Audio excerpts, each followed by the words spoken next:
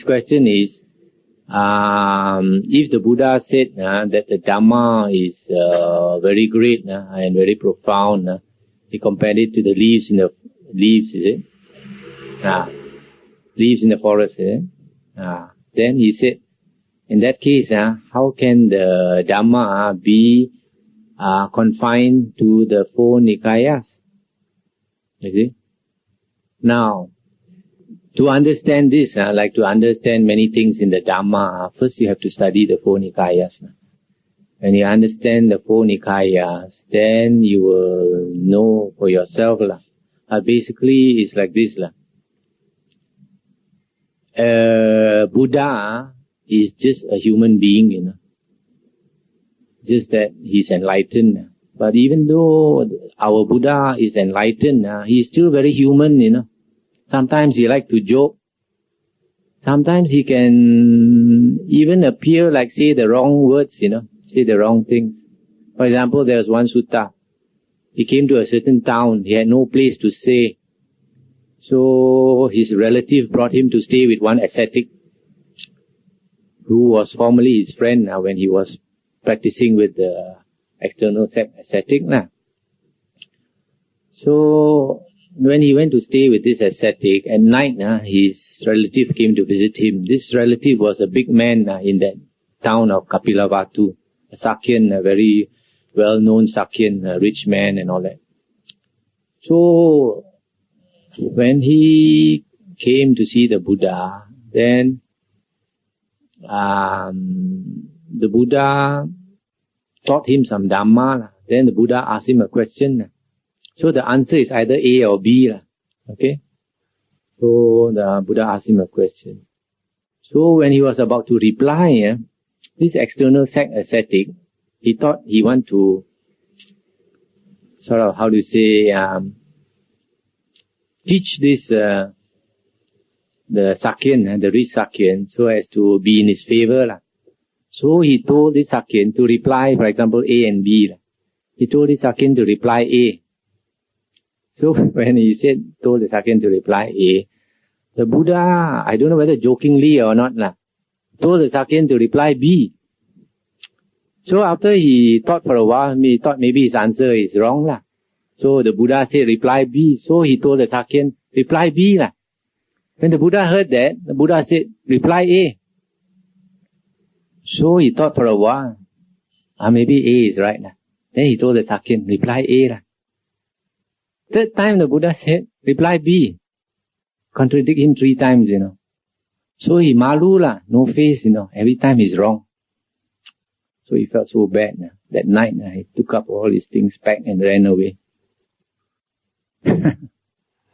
So you see, the Buddha is so human, he can, I don't know whether you can call this an error or not, but he didn't give that ascetic any face. So sometimes like people say the Buddha is so kind, he never scold. No, he never scold. Sometimes he call his monks a fool, bala, bodo, scold, As one sutta, he scolded the Brahmins very badly, compared them to dogs. They're worse than dogs. So, coming back to your question, you see, the Buddha said that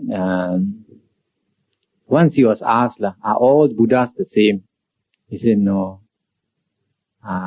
In the sense that no, he was asked whether the sasana's life is always very long. He said no. He said the reason is different Buddhas, they teach different, There are some Buddhas, they speak many suttas.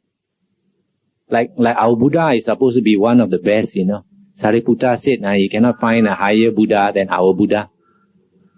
So, the Buddha said, there are some Buddhas who teach a lot of sutta. There are some Buddhas, that teach very few suttas, And because they teach very few suttas, and also very little Vinaya, Dhamma Vinaya, the 2 things, There are some Buddhas teach a lot of Dhamma Vinaya. The sasana lasts longer, and more people attain. But there are some Buddhas, they teach very little, Dhamma Vinaya.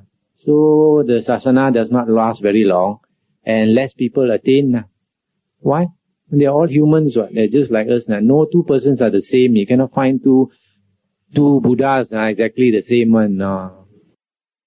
So even though the Dhamma is very profound, the Buddha is a human being, so his life is limited. How can he speak forever?